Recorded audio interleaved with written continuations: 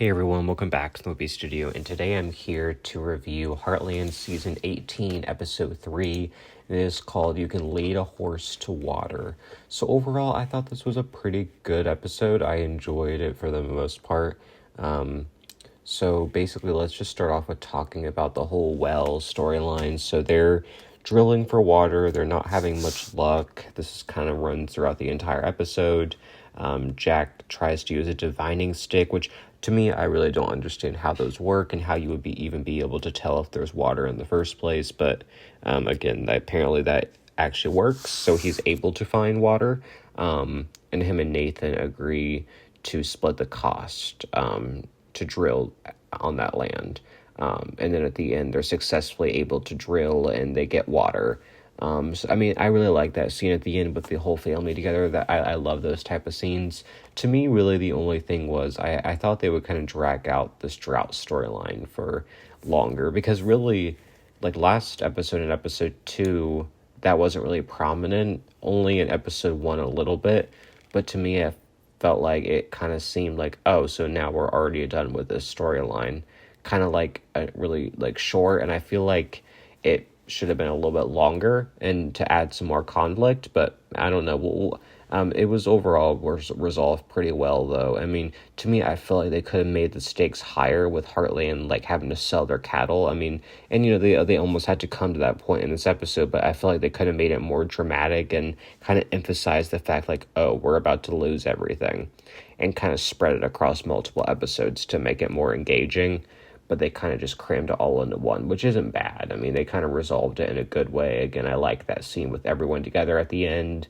Amy and Nathan hugging, Jack and Tim happy. I like that ending a lot. That was like classic Heartland to me, just the entire family celebrating together. But there was also some smaller storylines, one with Lisa, and to me, I didn't really understand the Lisa storyline. I know a lot of people like Lisa, and I do too. I think she's a good character.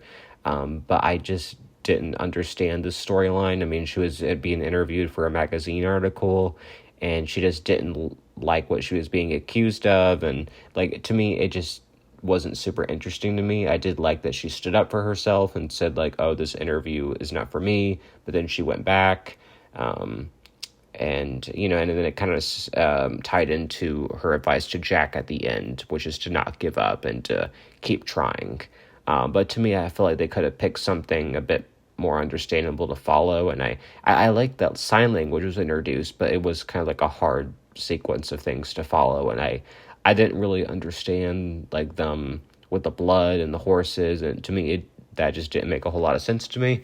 But, you know, I like that Lisa got her own storyline because I do like her character a lot. And I feel like they don't always give her a whole lot of screen time or really, yeah, that simple in the first place. But yeah, no, I like that storyline for her. We also have the storyline with Logan, and he's continuing just to not really believe in himself. You know, he's kind of watching these videos to take shortcuts, but Amy's kind of suggesting like that's not the right way to go about it. Now, to me, I do kind of wish that Amy was a bit more sympathetic in the way that, you know, she really made it seem like, oh, like kind of I'm always right type of thing. And I wish, you know, she kept saying like, I understand. But I mean, Logan had a point, like, you know, he didn't have his mom's business. He didn't have a ranch. Like, he didn't have any of those things. And Amy did have those things. So I don't know. To me, it seemed like Logan was the bad guy. And I feel like they have this problem in this show is making Amy always the one in the right and kind of blaming everyone else, which is kind of annoying. I mean, I think she's a good character, and I think she is right most all the time, but it does get a bit excessive with how much, like she can never be in the wrong in a situation.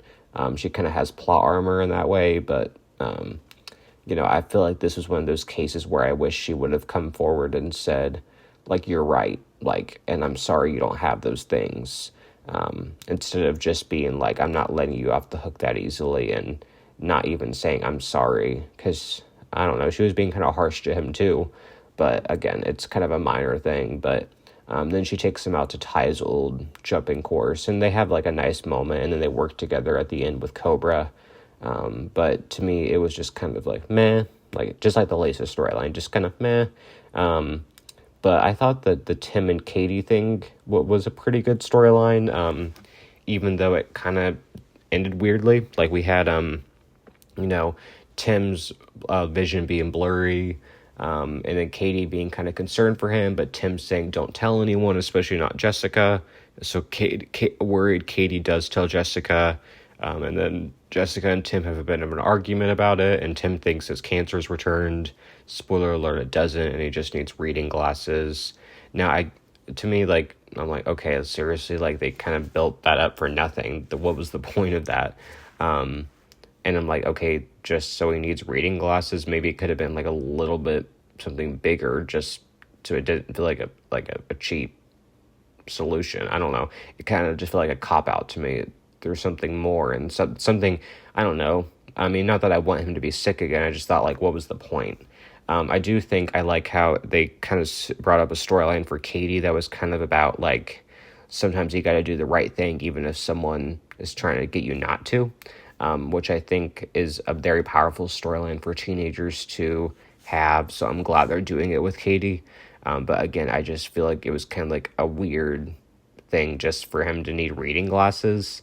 Like, so they went from him possibly having cancer again to that, but just in one episode too, which maybe it's good that they didn't drag, because if they dragged it out and then he just needed reading glasses, that would be more frustrating. But to me, I felt like they could have made it more like a scare, and then he ends up being fine, but not just, oh, reading glasses. Like, maybe if he actually had a problem, it would be more interesting. But again, just like the well thing, they kind of just put it all into this one episode, which, again, you know, they have other plot lines to get to, I get it, but I feel like they could have spent, like, a little bit more time on the Tim's health storyline, just like the Wells storyline.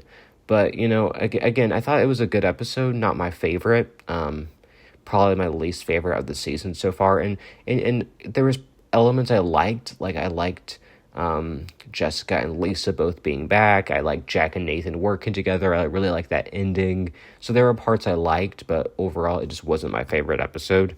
But yeah, comment down below, what did you guys think of this? And I'll see you next week for episode 4. Bye, everyone.